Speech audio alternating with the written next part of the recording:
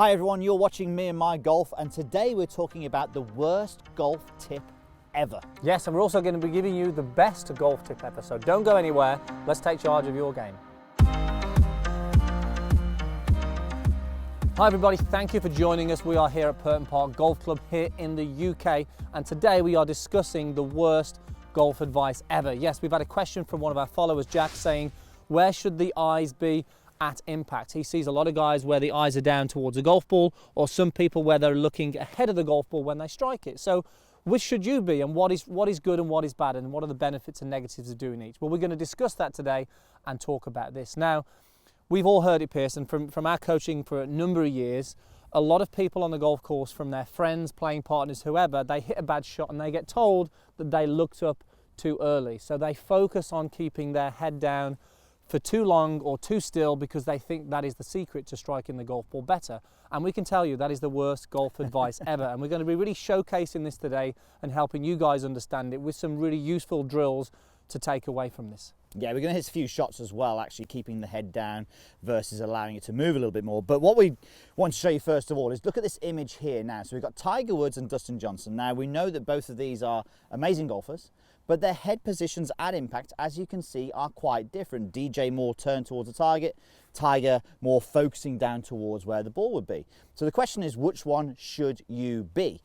But there's one thing that we want to show you that actually is really cool. So we've got some 3D data that TaylorMade have used, Andy, and this is pretty cool, isn't it? Yeah, and we saw this on Instagram actually. Athletic Motion Golf posted this, and it's great to illustrate what the head does. Now this 3D image here, or this 3D video, is a major champion. Can you guess who? Post your comments down below. But if we take a look at the movement here of what just his head does, let's take a look. As he swings back, the head, you can see he's got a cap on here.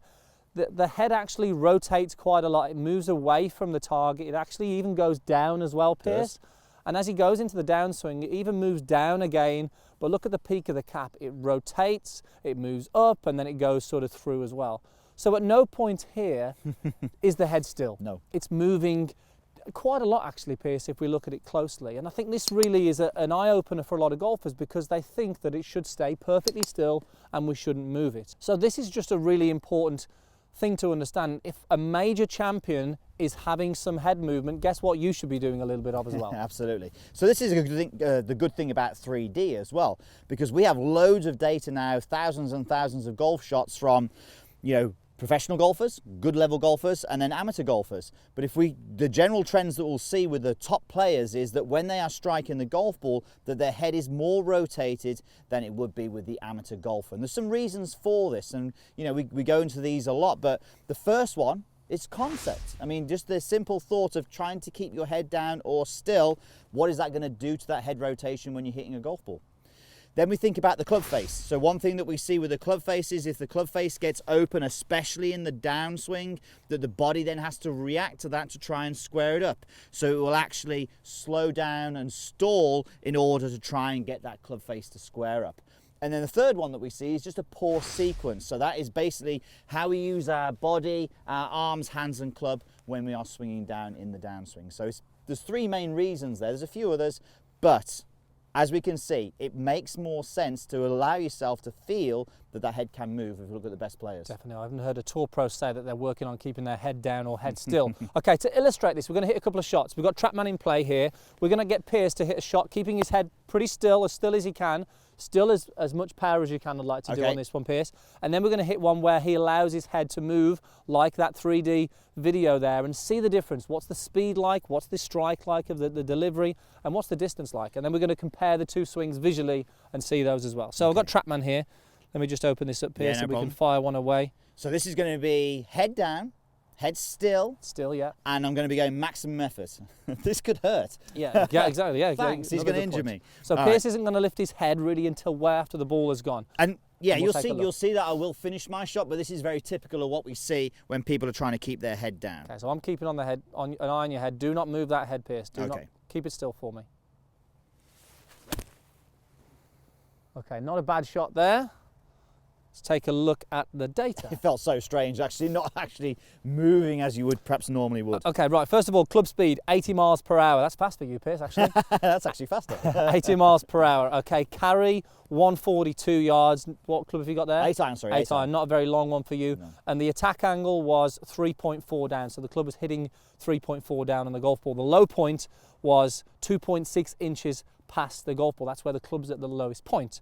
Okay, good information. Now let's do the one where you move the head. So just like we saw in that 3D video, now we're going to allow some rotation of the head. We're not going to ask him to sway all over the place. Some rotation on the way back and some rotation on the way through. Okay. Keep it free for me. And the same speed if you can, the same intention. Speed. Not the same speed, sorry, the same intention. Same intention, same effort level, yeah. And the one thing for sure, well, I'll tell you when I've hit the shot actually how that feels, that actual effort level. Okay, a lot different and feels a lot more normal, that one does. A lot more free-flowing, right at the flag, okay. Excuse me.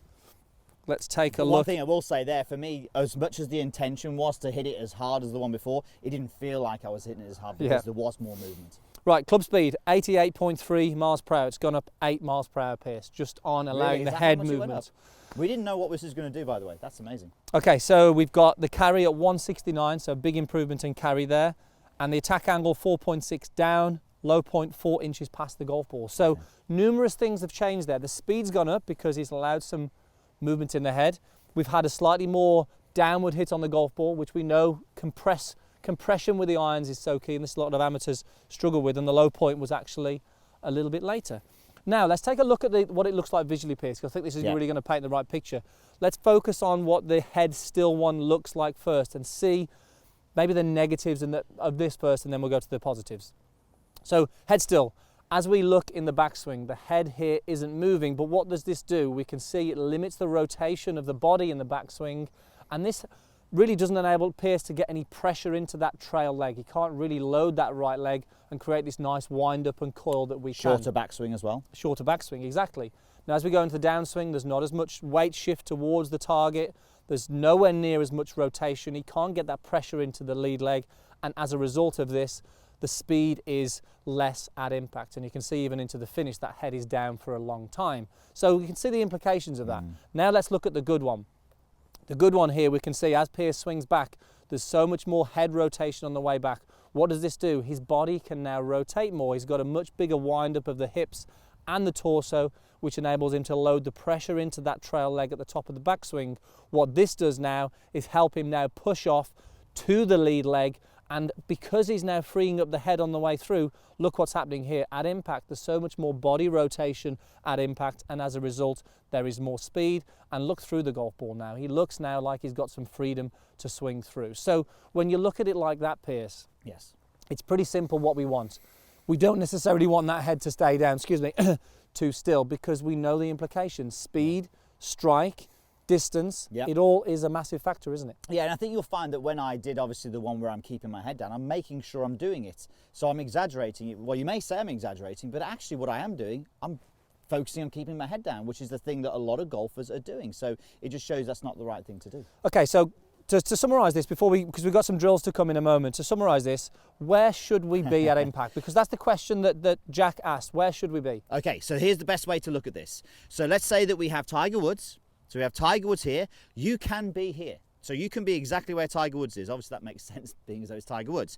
Where Dustin Johnson is, or maybe where Annika Sorenstam, David Duval, Henrik Stenson, they're all in this similar place here where they're looking past the golf ball. That is absolutely fine as well. I think the key is you've got to figure out which one works best for you. We're going to show you how to do that in a moment. But the one thing that you mustn't do is focus on keeping it still and keeping it down, because that's the one that's going to obviously cause you all those problems that you saw in the two shots that I hit, the difference between the two shots I hit, sorry.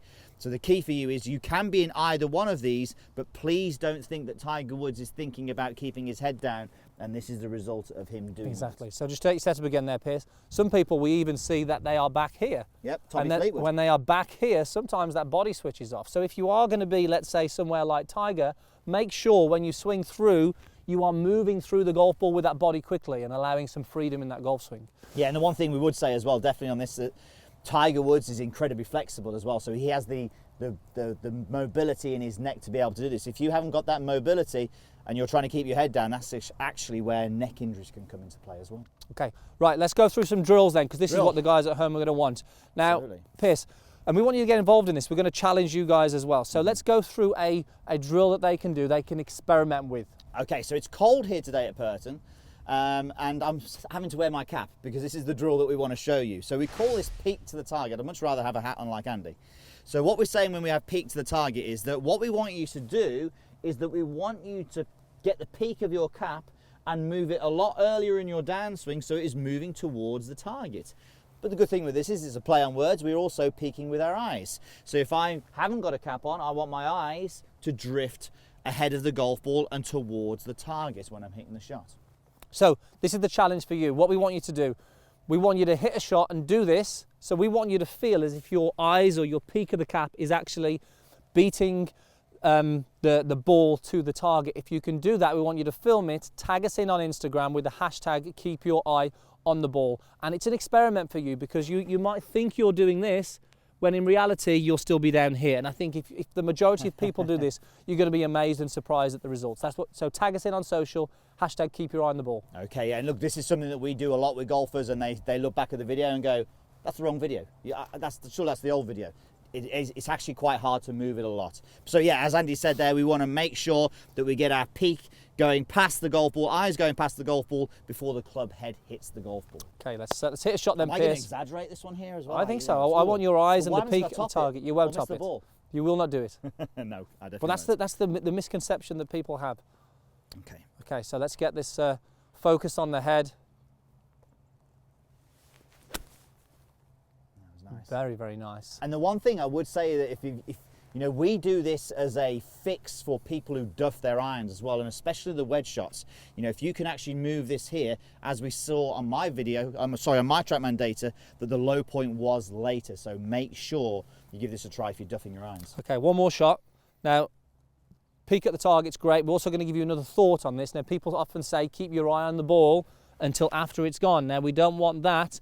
But keep your eye on the ball is great advice. We want you to keep your eye on the ball as it leaves the face. We want you to watch the whole flight of it. So as we do this one, keep your eye on the ball, Pierce. I want you seeing the whole flight of it. That's definitely misconstrued with keeping your head down, isn't it? Exactly. Okay, so keep your eye on the ball. I'm going to watch TaylorMade one. I'm going to be able to see it 50 yards from here. Maybe not. Okay, but I am going to watch the ball. I am going to watch the flight straight away. Nice. Very nice. A lot more TaylorMade freedom one, again. So just so much more freedom in the golf swing if you can do that. So, you know, the worst golf advice ever is keeping your head down, keeping it still, trying to look down too long, because it will cause those issues.